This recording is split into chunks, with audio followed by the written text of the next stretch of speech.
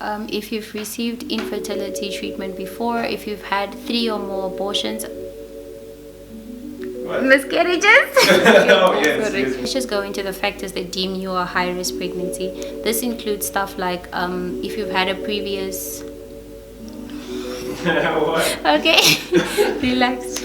Hi guys, welcome back to the Third Space. I'm Violet, the coolest of the Third Space gang, and I'm back with a video about ANC, which is short for antenatal care, which basically just means care that we give to pregnant women. If you're wondering why it's just me in the video today, I've been blessed to be in my own video so that you guys can get to know me a little. And yeah, let's get right into it. Theme song.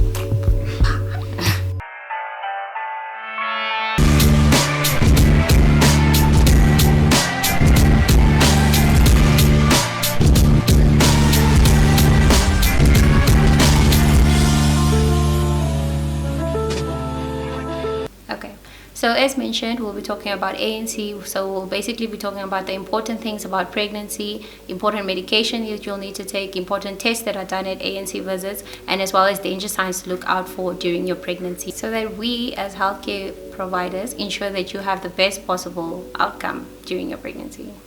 Okay, so what exactly is ANC and when should you attend it? ANC is basically a clinical assessment that is given to a mom and her unborn baby to ensure that she has the best possible pregnancy. But another thing to think about is also preconception counseling. For couples who are struggling with fertility issues, it might be important for you guys to attend a fertility clinic to get advice on how to conceive a baby. For more information on fertility issues, you can check our link for our previous video. Okay, so when should you attend ANC? ANC should be attended as soon as you find out you're pregnant, and it's offered for free at any government health facility, or you can go to your private GP. But I can't stress this enough. As soon as you find out you're pregnant, you need to attend ANC. The WHO recommends at least 4 visits for every pregnant woman, but in a perfect world, it would be better if you attended once a month until you are 6 months pregnant, and then every 2 weeks in your 7th and your 8th month, and then in your 9th month you should attend ANC every single week. Okay, preferably your first ANC visit should be attended in your first trimester, as there are many important tests that are done during this period, so it's advised that you attend ANC in your first trimester. This is the first 3 months of your pregnancy.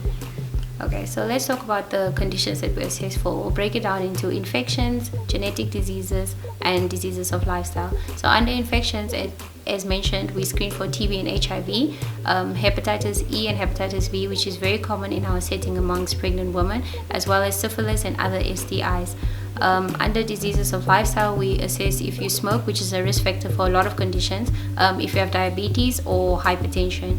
Under genetic diseases, we assess for things like Down syndrome, albinism, and hemophilia.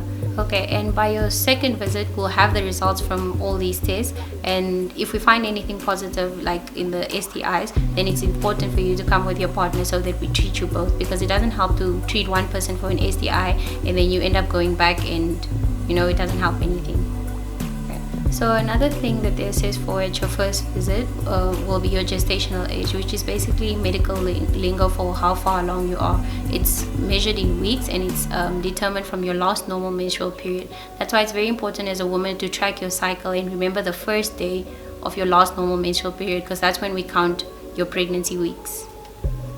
After your doctor is done taking your history, we'll then move on to a physical exam where the doctor does a full body check to screen for anything that might have been missed during your history and to detect any abnormalities that could affecting the mom and affecting the baby. So abnormalities that could affect the mom, we look at the fundal height, which basically assesses how big the baby is, and then we also look if the mom has any masses like fibromas or any masses in the uterus. And then abnormalities for the baby, we look at stuff like what position the baby is lying in, if the baby is too small or too big, and we also assess the fetal heart rate to see if the baby is still alive. Okay, so at your first visit, we also do important investigations. Why am I nervous now? Okay. So after your doctor is done doing your physical examinations, we also do important investigations such as looking at your HB to determine if you're anemic or not, as now you need to provide nutritious blood for you and your baby. And apart from the other STIs that we test for, we also do blood grouping to see if your blood group is compatible with your fetuses, because it's important to detect it early so we can start treating it early. And then another thing we also test for is the presence of proteins in your urine, because that could be a sign of an infection or pregnancy-induced hypertension, which is also very common in our setting, which will make you a high-risk pregnancy case. Change my posture. Okay. Sorry. Just Okay. Relax. What did I start with? SONA. Okay. So another important thing that they also do is a SONA, and a SONA done early is most accurate for determining how far along you actually are. So it can give us the most accurate due date, and then it can also help us determine if your baby is actually inside the uterus or if it's somewhere else, because ectopic pregnancies, which is basically your fetus implanting in the fallopian tube, is also very common in our setting. And then we can also determine the amount of babies you're actually having there. It could be 1, 2, or even 3. Okay, so after all these tests are done, you also receive health counseling and medications. So let's dive into the medications first. You get something called Pregomol, which is basically an iron and folic acid supplement, which helps prevent anemia, low birth weight, and preterm birth, which is basically giving birth before your due date. And then you also get a calcium supplement, which helps reduce the risk of preeclampsia, which is basically a severe form of pregnancy-induced hypertension. And then you also get a tetanus toxoid vaccine, which helps prevent tetanus in the mom and also neonatal tetanus in your unborn baby. And then another thing that you also get is you might get vitamin supplements depending on your need, or you might just be advised to follow the vitamin dietary requirements. So let's dive into the health counseling, which is basically going to be information overload, but you know you're pregnant now and your body is going through so many changes. You're going to start experiencing certain symptoms. For example, if you're experiencing nausea and vomiting and heartburn, just know that it's because as the baby is growing, it's pushing against your stomach. You might experience leg cramps and lower back pain, which is basically because you're carrying somebody else's weight now and your body is just meant for one person. And then you might experience also stuff like constipation, so it's just important to add a plant-based foods to your diet. And then you'll also get a bunch of other dietary requirements that you need to start following. And then you also get information regarding how to properly exercise during your pregnancy. Okay, other important things that they also talk about is okay. Other important things that they also give you counseling about is traveling, because as a pregnant woman who's maybe 8 months, you can't be driving for so long in a bus. So at some point travel has to be restricted.